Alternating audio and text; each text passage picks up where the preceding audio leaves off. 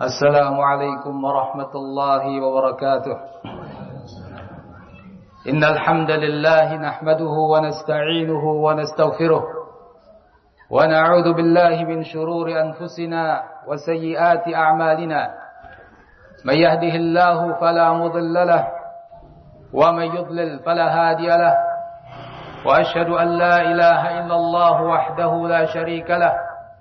وأشهد أن محمدا عبده ورسوله يا أيها الذين آمنوا اتقوا الله حق تقاته ولا تموتن إلا وأنتم مسلمون يا أيها الناس اتقوا ربكم الذي خلقكم من نفس واحدة وخلق منها زوجها وبث منهما رجالا كثيرا ونساء واتقوا الله الذي تساءلون به والأرحام إن الله كان عليكم رقيبا يا أيها الذين آمنوا اتقوا الله وقولوا قولا سديدا يصلح لكم أعمالكم ويغفر لكم ذنوبكم ومن يطع الله ورسوله فقد فاز فوزا عظيما أما بعد فإن أصدق الحديث كتاب الله وخير الهدي هدي محمد صلى الله عليه وسلم وشر الأمور محدثاتها فإن كل محدثة بدعة وكل بدعة ضلالة وكل ضلالة في النار.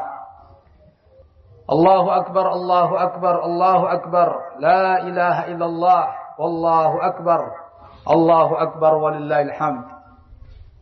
Ikhwani fid din rahimakumullah.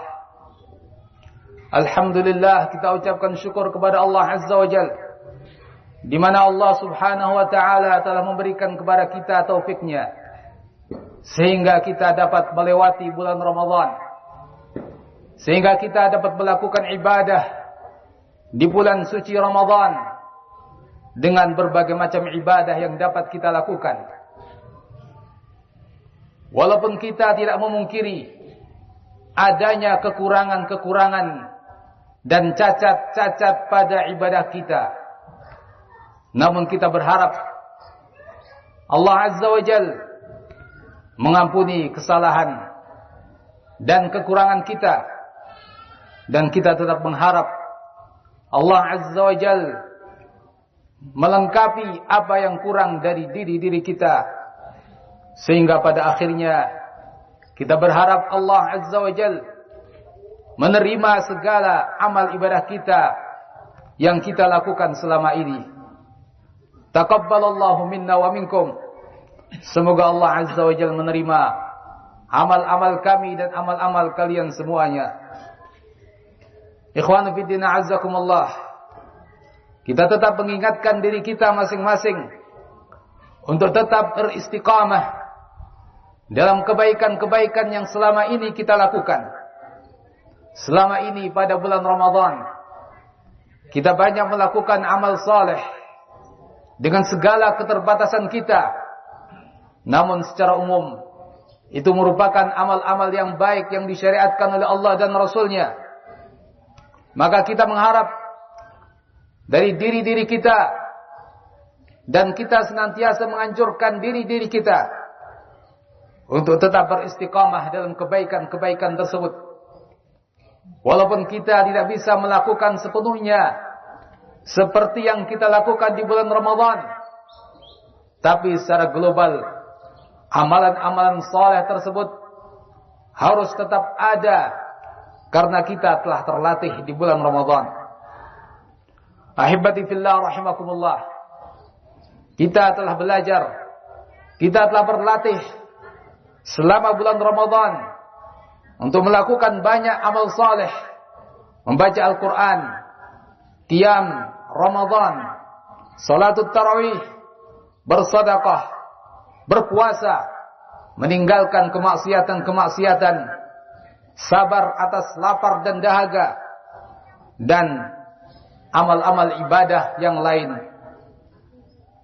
Ikhwani fillah azakumullah, hendaknya selama kita melakukan itu semuanya dalam rangka taat kepada Allah Azza wa Jalla, maka hendaknya itu semuanya memberikan buah seperti yang diharapkan dalam syariat ini, agar menjadi suatu takwa yang tertanam dalam diri-diri kita, membuahkan suatu hasil ketakwaan kepada Allah Azza wa Jalla, sehingga kita tetap berusaha mengamalkan perintah-perintah Allah Azza wa Jalla dan meninggalkan larangan-larangannya. Dan sungguh, walaupun amal itu sedikit, apabila dilakukan secara rutin dan kontinu, maka sungguh itu akan sangat disenangi oleh Allah Azza wa Jalla. Dalam hadis Nabi sallallahu alaihi wasallam, "Inna habbal a'mal ila Allah adwamuhu wa in qalla." Adwamuha wa in qalla. Sesungguhnya amal yang paling dicintai Allah Azza wa Jalla adalah yang paling kontinu dilakukan, walaupun itu amal yang sedikit. Dengan kita tetap beristiqamah dan bertakwa kepada Allah Azza wa Jalla, maka Allah Subhanahu wa taala akan senantiasa bersama kita semuanya. Allah Azza wa Jalla akan menolong kita. Allah Azza wa Jalla akan membantu kita. Dan Allah Subhanahu wa taala akan senantiasa membimbing kita kepada kebaikan-kebaikan. Karena di hadapan kita, ahibbati fillah rahimakumullah, banyak tantangan, banyak ujian, dan banyak cobaan yang akan kita hadapi sepanjang perjalanan hidup kita.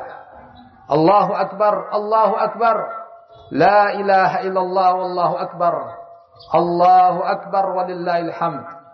Bukankah belum lama ini kita telah mendengar bagaimana orang-orang anti Tuhan, orang-orang komunis, orang-orang yang berpemahaman komunisme telah berusaha menghidupkan kembali paham-paham tersebut di negeri kita dengan berbagai macam cara, dengan berbagai macam upaya. Mereka melakukan apa yang mereka lakukan demi menghidupkan akidah kekafiran tersebut. Ahibati fillah rahimakumullah, komunisme merupakan suatu ajakan kekafiran, pemikiran kufur, paham kafir yang mengingkari akan wujudnya Tuhan, apalagi wujudnya Allah Azza wa Jalla. Mereka tidak mengimani adanya Rabb, pencipta, pengatur alam semesta ini, yang dialah sesungguhnya yang berhak satu-satunya untuk diibadahi.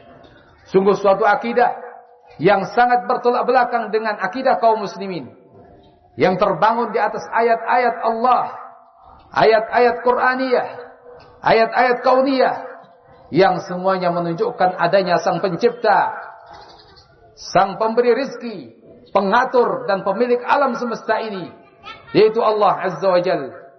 Allah Azza wa Jalla telah berfirman dalam ayatnya, Alhamdulillahi Rabbil Alamin.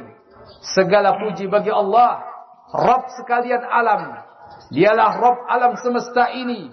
Dialah yang menciptakannya, dialah yang mengaturnya, dan dialah yang memilikinya. Ahibbati fillah rahimakumullah. Allah pun menyatakan dalam ayatnya, Am khuliqu min ghairi syai'in am humul khaliqun am khalaqus samawati wal arda bal la yuqinun. Apakah mereka diciptakan tanpa sesuatu, ataukah mereka menciptakan diri mereka sendiri? Apakah mereka menciptakan langit-langit dan bumi? Bahkan mereka tidak meyakini. Ahibbati billah rahimakumullah. Ayat ini menunjukkan bahwa alam semesta ini ada penciptanya. Karena tidak mungkin mereka ada begitu saja. Tidak mungkin alam ini ada begitu saja. Am khuliqu min ghairi syai'. Dan tidak mungkin pula mereka menciptakan diri mereka sendiri. Am humul khaliqun. Oleh karena itu, ini merupakan suatu hidayah dari Allah Azza wa Jalla bagi mereka yang memang diberi rahmat oleh Allah Azza wa Jalla untuk mendapatkan hidayah. Seorang musyrik saja ketika mendengar ayat ini, dia mengatakan, "Dzalika awwalu ma waqara al-iman fi qalbi." Itulah awal mula keimanan menancap di dalam kalbuku. Ahibati fillah rahimakumullah.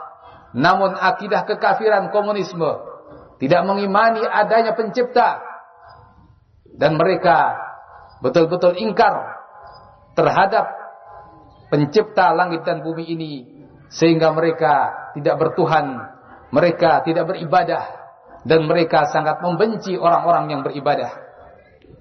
Komunisme, mereka memiliki slogan, yaitu menolong kaum du'afa.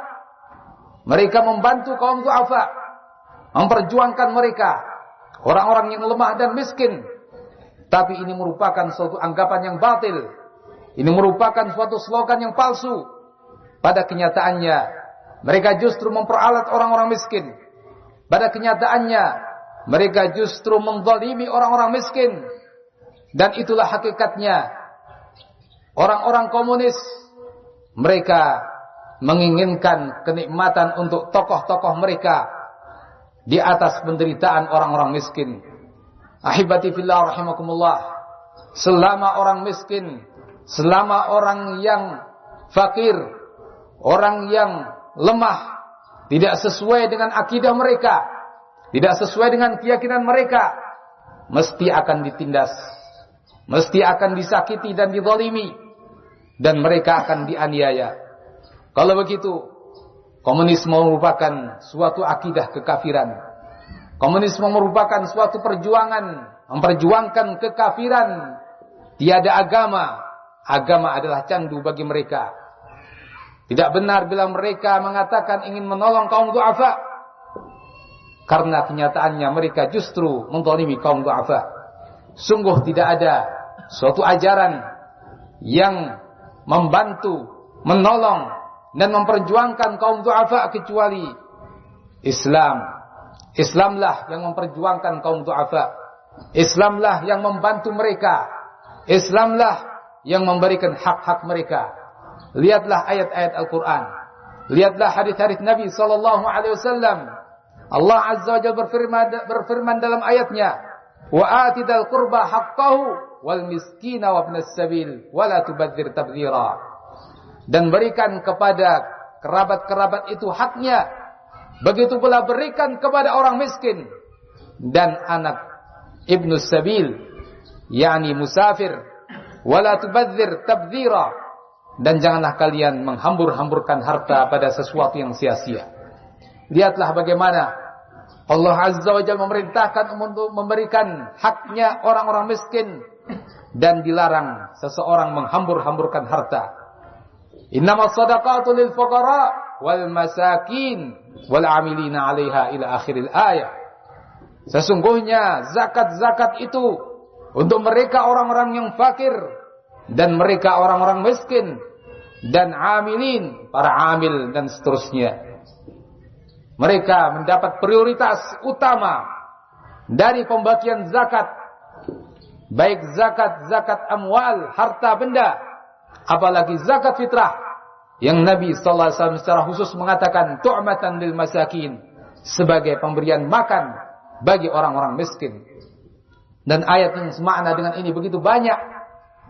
Ikhwani fid din azzakumullah, dalam hadis Nabi sallallahu alaihi wasallam telah mengatakan, hal tunsaruna wa turzaquna illa bi du'afaikum. Tidakkah kalian diberi pertolongan, tidak pula kalian diberi rezeki kecuali dengan sebab orang-orang yang lemah di antara kalian. Hadis riwayat Al-Bukhari. Hadis ini disabdakan Rasulullah sallallahu alaihi wasallam ketika seorang sahabat, yaitu Sa'ad ibn Abi Waqqas radhiyallahu anhu, ra'a anna lahu fadlan ala man dunah. Dia melihat bahwa dia punya keutamaan yang lebih daripada orang-orang yang di bawahnya. Kita tahu bahwa sahabat Sa'ad radhiyallahu anhu termasuk orang yang kaya. Ketika dia melihat bahwa dirinya lebih utama daripada yang lain yang di bawahnya, maka Nabi sallallahu alaihi wasallam mengingatkan, hal tunsarun wa turzaqun illa bi du'afaikum. Tidakkah kalian ditolong, tidakkah kalian diberi rezeki kecuali dengan sebab orang-orang yang lemah di antara kalian. Lihatlah bagaimana Islam memberikan perhatian yang sangat serius kepada orang-orang yang dhaif, yang lemah. Hadis ini disabdakan Rasulullah hanya karena pandangan seorang sahabat yang merasa lebih daripada yang di bawahnya. Ahibati fillah rahimakumullah. Dalam hadis Nabi sallallahu alaihi wasallam, beliau juga bersabda, inni uharriju alaikum haqqadh dha'ifain, al-yatim wal mar'ah. Sungguh aku menetapkan suatu dosa pada hak dua orang yang dhaif, yakni ketika mereka ditelantarkan, yaitu anak yatim dan wanita.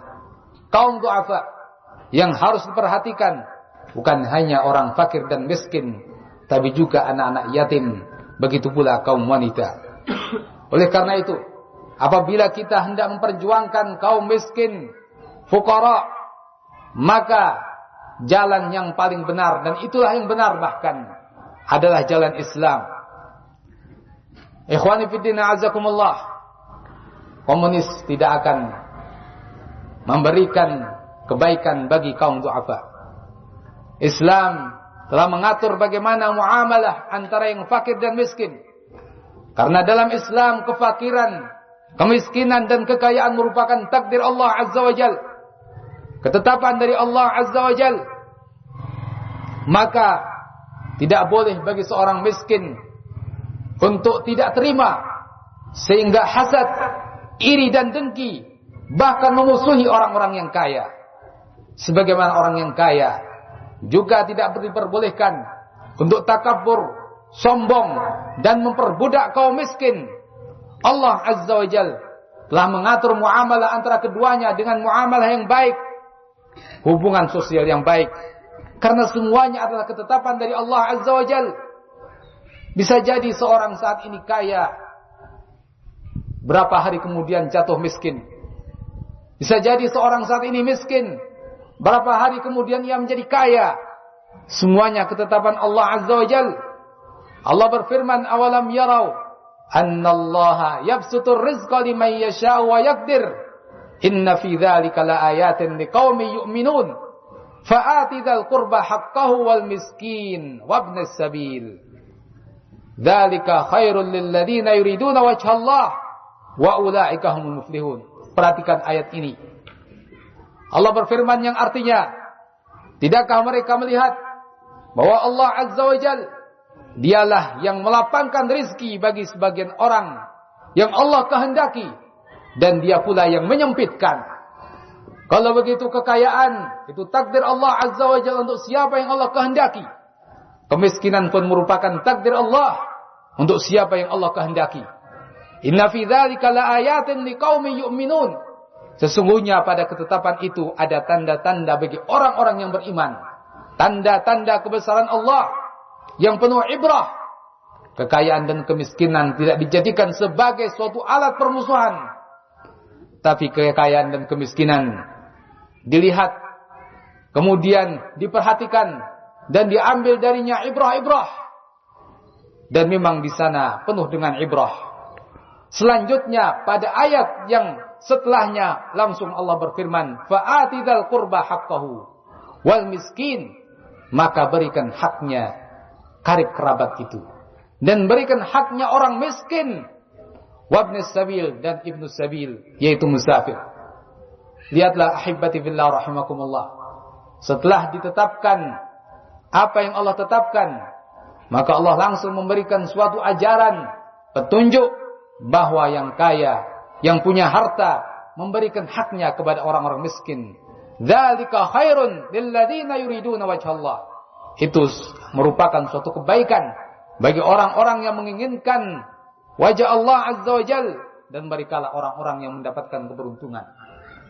Ayat yang semacam ini juga banyak dalam Al-Quranul Karim, dan para sahabat Nabi mereka telah mempraktekannya. Banyak di antara mereka orang-orang yang kaya, dan banyak pula di antara mereka orang-orang yang miskin. Namun hubungan di antara mereka begitu mesra. Hubungan di antara mereka sangat harmonis.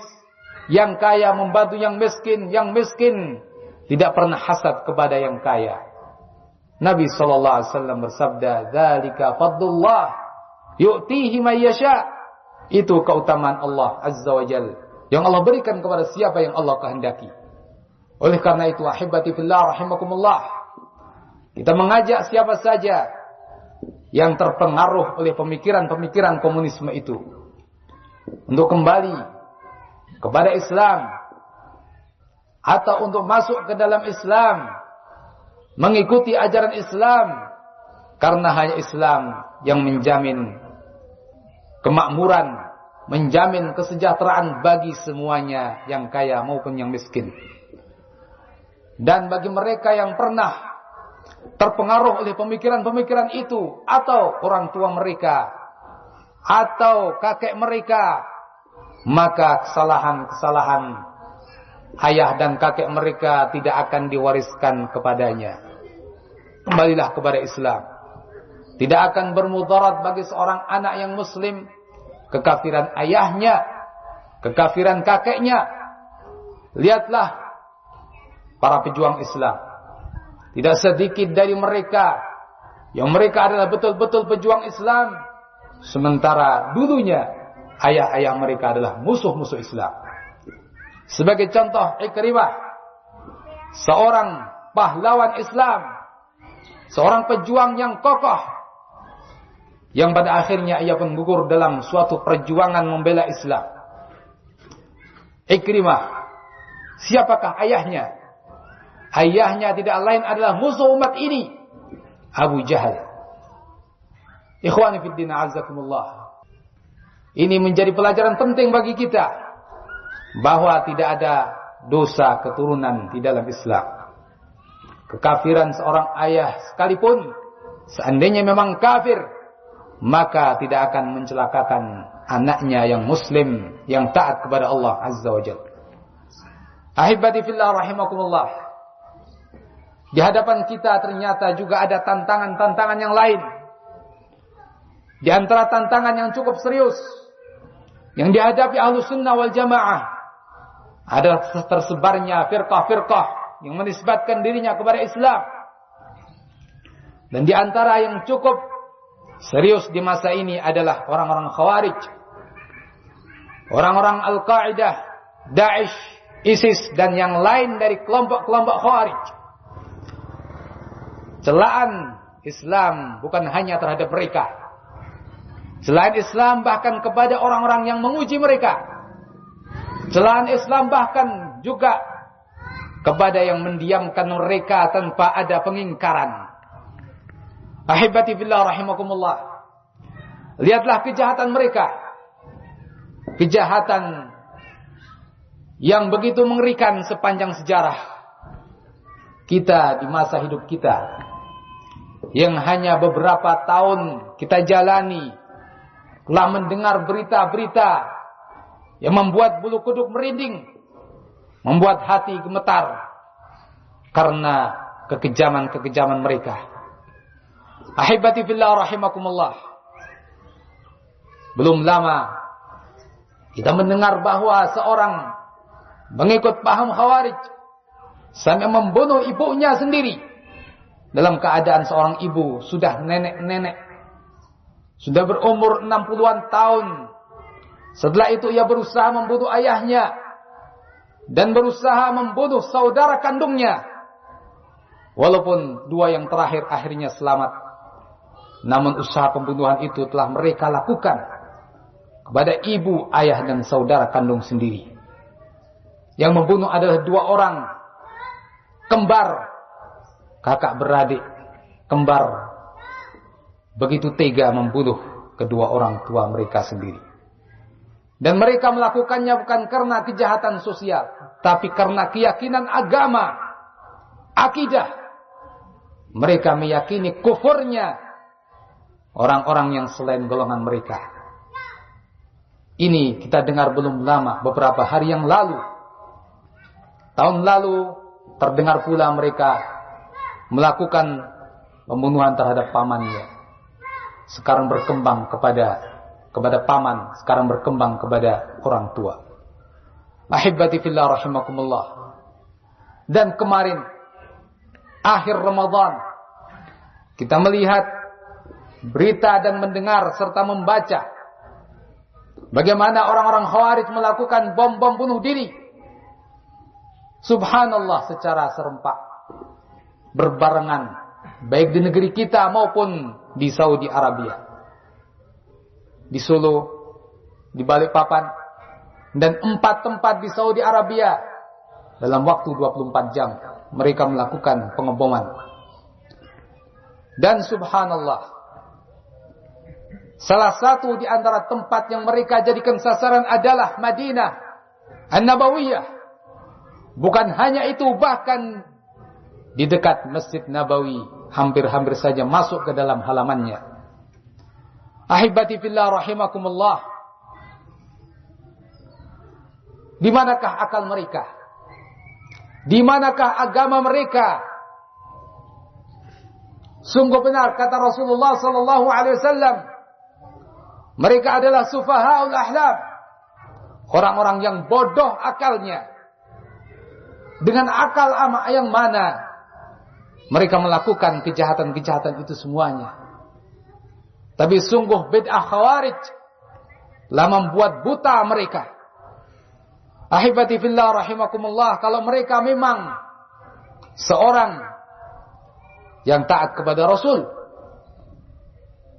maka Rasulullah sallallahu alaihi wasallam telah melakukan suatu peringatan keras bagi orang-orang yang melakukan kejahatan, khususnya di kota Madinah. Telah disabdakan oleh Rasulullah dalam riwayat Muslim dan yang lain dari Sa'ad bin Abi Waqqas. Qala Rasulullah sallallahu alaihi wasallam, "Man arada ahlal Madinati bisu' adabahu Allah kama yadzubul milh fil ma'." Siapa yang menginginkan suatu kejahatan kepada penduduk kota Madinah, maka Allah akan melelehkan dia sebagaimana lelehnya garam di dalam air. Ahibati fillah rahimakumullah. Nabi sallallahu alaihi wasallam juga bersabda dalam hadis, "Al-Madinatu haramun ma baina 'airin ila thawr. Faman ahdatha fiha hadathan aw awa muhdithan fa alayhi la'natullahi wal malaikati wan nasi ajma'in. La yaqbalullahu minhu sarfan wala 'adla." Kota Madinah adalah kota suci. Allah haramkan kejahatan padanya lebih daripada yang lain. Bahkan Allah haramkan sesuatu yang boleh di tempat yang lain. Kota suci dengan batasan antara gunung Air dan gunung Thaur. Maka barang siapa yang melakukan kejahatan di dalamnya atau melindungi seorang yang jahat, maka dia akan mendapatkan laknat dari Allah, para malaikatnya dan manusia seluruhnya. Allah tidak akan menerima darinya tebusan. Hadis ini disepakati oleh Bukhari dan Muslim. Demikian keras peringatan Rasulullah sallallahu alaihi wasallam. Maka di manakah agama orang-orang Khawarij tersebut? Betul-betul orang yang tidak punya akal. Abu Hurairah radhiyallahu anhu mengatakan, "Falau wajadtu dhibaa ma baina labataiha ma da'artuhunna."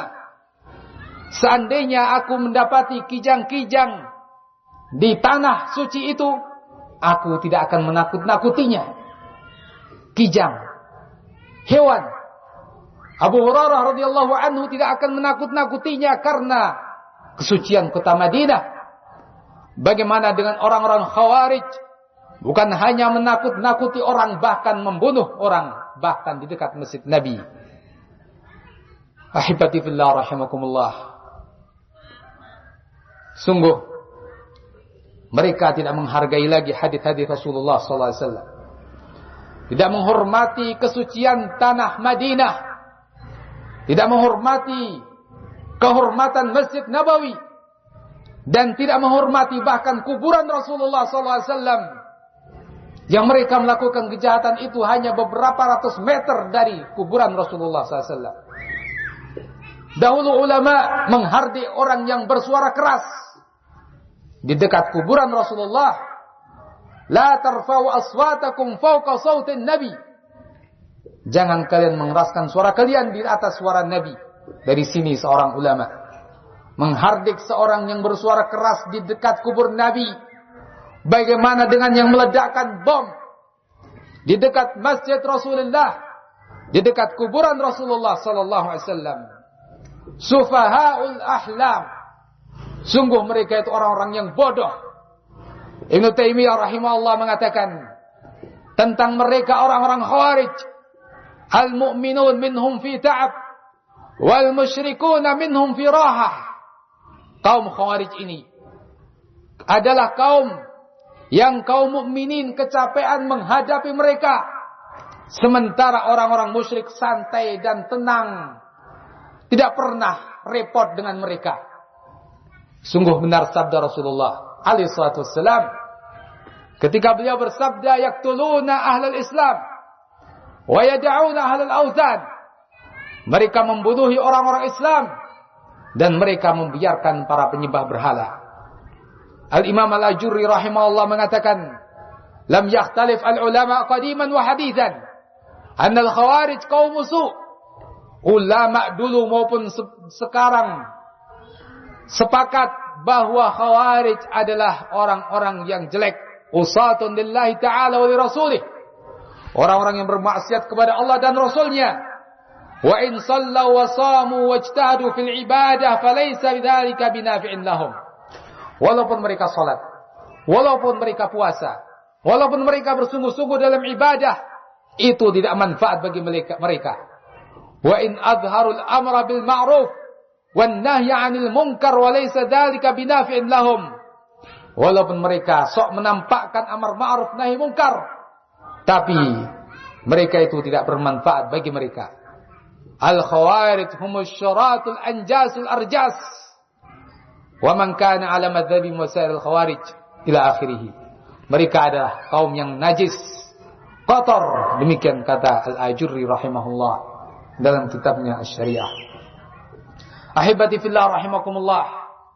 Lihatlah bagaimana orang-orang Khawarij ini pada masa kita sekarang. Mereka menjadikan masjid-masjid sebagai sasaran-sasaran mereka. Baik di negeri kita maupun di tanah suci, di Saudi Arabia dan tempat lain. Mereka menjadikan masjid-masjid tempat yang paling Allah cintai sebagai sasaran-sasaran aksi mereka. Mereka menjadikan karib kerabat bahkan orang tua juga sebagai target operasi mereka. Dan mereka telah menjadikan bulan suci Ramadan sebagai aksi kegiatan operasi bom bunuh diri mereka. Dan juga mereka menjadikan tanah suci Madinah sebagai aksi kegiatan bom bunuh diri mereka. Lalu surga yang mana yang mereka harapkan? Surga yang mana yang mereka harapkan? Apakah surga Allah Azza wa Jal akan diperoleh dengan cara seperti itu? Sungguh kaum yang tidak berakal, kaum yang tidak punya akal dan tidak punya agama. La'natullahi alaihim. Ahibati fillah rahimakumullah.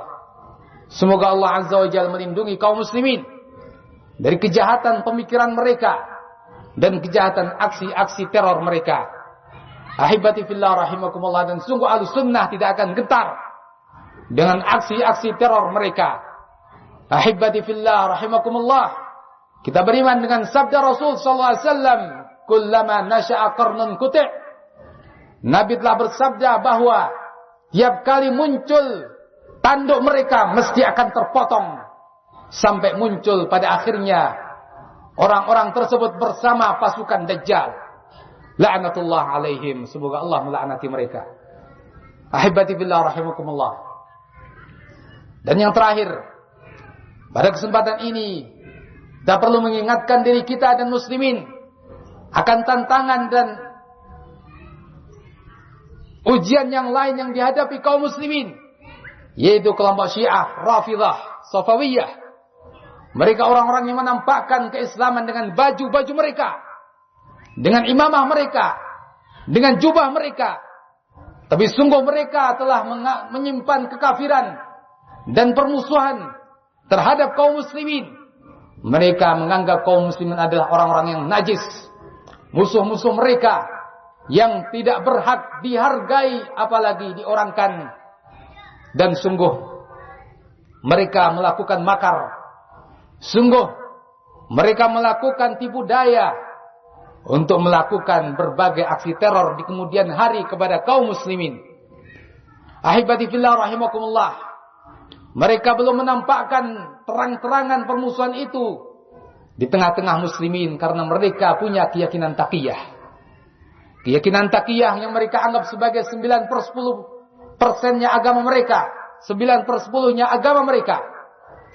Mereka anggap taqiyah merupakan bagian penting dari agama mereka yang intinya adalah dusta, bohong, menampakkan persahabatan, menampakkan persaudaraan, menampakkan baju Islam di tengah muslimin, walaupun sesungguhnya mereka menyimpan permusuhan, makar, dan tipu daya terhadap kaum muslimin, sehingga mereka merupakan bahaya besar terhadap kaum muslimin, dan mereka bahkan merupakan bahaya besar terhadap adanya eksistensi negeri muslimin NKRI ini. Ahibati fillah rahimakumullah, mereka dengan keyakinan mereka yang lain, yaitu keyakinan wilayatul faqih, kepemimpinan seorang faqih. Mereka meyakini bahwa suatu negeri harus dipimpin oleh seorang faqih, faqih ala mereka. Seorang yang faqih ala mereka, orang-orang yang sangat kental dengan keyakinan-keyakinan Syiah Rafidhah, yang menurut mereka telah tercukupi syarat-syarat sebagai seorang faqih. Dan sebagai contohnya adalah Khomeini. Ahibati fillah rahimakumullah, ketika mereka meyakini bahwa Mahdi muntazar mereka bukan Mahdi muntazar Ahlus Sunnah, Mahdi muntazarnya Syiah itu tidak kunjung keluar. Imam ke-12 mereka terus sembunyi dalam sirdap. Maka mereka meyakini perlunya adanya wilayatul faqih, karena pimpinan tidak pernah muncul, maka harus ada pimpinan pengganti, yaitu faqih. Sekali lagi, faqih yang dimaksud adalah faqih ala mereka, sehingga mereka meyakini semua negeri harus di bawah kepemimpinan wilayatul faqih. Kalau mereka sekarang ini menguasai Iran dengan keyakinan bahwa Khomeini lah yang pertama kali sebagai wilayatul faqih, maka mereka di kemudian hari bahkan telah melakukan upaya-upaya untuk menundukkan negeri-negeri yang lain supaya juga jatuh dalam wilayatul faqih, sehingga telah diketahui oleh negeri-negeri muslimin bahwa Syiah Iran telah membiayai berbagai aksi teror di berbagai negeri. Ini bukan omong kosong, tapi ini adalah keputusan berbagai negeri-negeri Islam yang menyimpulkan kesimpulan itu dengan berbagai buktinya. Di luar, Khomeini menyatakan anti Amerika, anti Israel, tapi secara diam-diam berhubungan mesra dengan mereka dan mendapat bantuan senjata-senjata dari mereka. Ahibati fillah rahimakumullah, ikhwani fiddin azzakumullah, Allahu akbar, Allahu akbar, la ilaha illallah, wallahu akbar, Allahu akbar walillahil hamd. Ketahuilah bahwa mereka berusaha menargetkan Indonesia ini juga menjadi bagian daripada negeri di bawah wilayatul faqih. Bukankah telah terucap dari salah satu tokoh mereka bahwa Indonesia sesungguhnya bukan Indonesia tapi Indosyiah. Ahibati fillah rahimakumullah, apa ini semua artinya? Berbagai hubungan mereka lakukan dengan Indonesia, berbagai upaya mereka lakukan, baik upaya antar negara maupun upaya personalia, pribadi-pribadi ataupun kelompok-kelompok, mereka melakukan, mereka mengusahakan, dan mereka bersungguh-sungguh. Ahibati fillah rahimakumullah, memang benar mereka sekarang masih dalam taraf menampakkan kemesraan dan berusaha menjalin hubungan dengan muslimin, berusaha menampakkan bahwa mereka sama dengan yang lain. Mereka pun menyebarkan sebuah buku atau bahkan banyak buku yang mengajak kepada pendekatan antara Sunni dan Syi'i. Ahibati fillah rahimakumullah, menampakkan bahwa apa yang sementara ini didengar tentang orang-orang Syiah itu adalah cerita dulu. Sekarang sudah modern, sekarang sudah berubah, sekarang tidak lagi seperti yang dulu. Ahibati fillah rahimakumullah, mata muslimin tidak bisa ditutup begitu saja dengan syubhat-syubhat. Lihatlah Yaman, lihatlah Suriah, lihatlah negeri-negeri yang lain. Mereka menjadi kacau gara-gara orang-orang Syiah Rafidhah. Kapan itu terjadi? Di masa kita, dan sampai detik ini terus terjadi kekacauan karena orang-orang Syiah. syubhat palsu, yang tidak laku, yang berusaha untuk mendekatkan Syiah dengan muslimin, maka kaum muslimin harus berhati-hati. Semoga Allah Azza wa Jalla memberikan kepada kita semua kaum muslimin, baik kita sebagai rakyat maupun pimpinan-pimpinan kita, memberikan kesadaran akan bahayanya Syiah, akan bahayanya orang-orang Rafidhah, karena mereka begitu bermain cantik. Mereka menyembunyikan makar-makar mereka. Mereka tidak seperti orang-orang Khawarij yang terang-terangan. Gerakan mereka lebih halus, gerakan mereka lebih sistematis. Mereka menyusup ke berbagai lini-lini yang ada di negeri kita. Oleh karena itu, sebelum terjadi apa yang terjadi, dan semoga tidak terjadi, kita harus waspada. Sekali lagi, mereka adalah kaum teroris. Mereka adalah orang-orang yang hendak memberontak kepada negeri ini kapan mereka merasa mampu untuk melakukan hal itu. Dengan sekali lagi keyakinan mereka wilayatul faqih. Ahibati fillah rahimakumullah.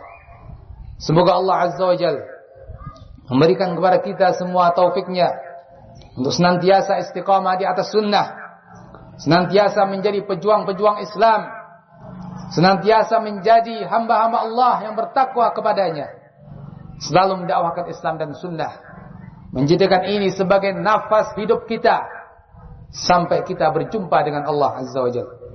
Ahibati fillah rahimakumullah. Demikian apa yang bisa saya sampaikan pada kesempatan ini. Mohon maaf atas segala kekurangan. Semoga Allah Azza wa Jalla mengampuni segala kekurangan dan dosa-dosa kita.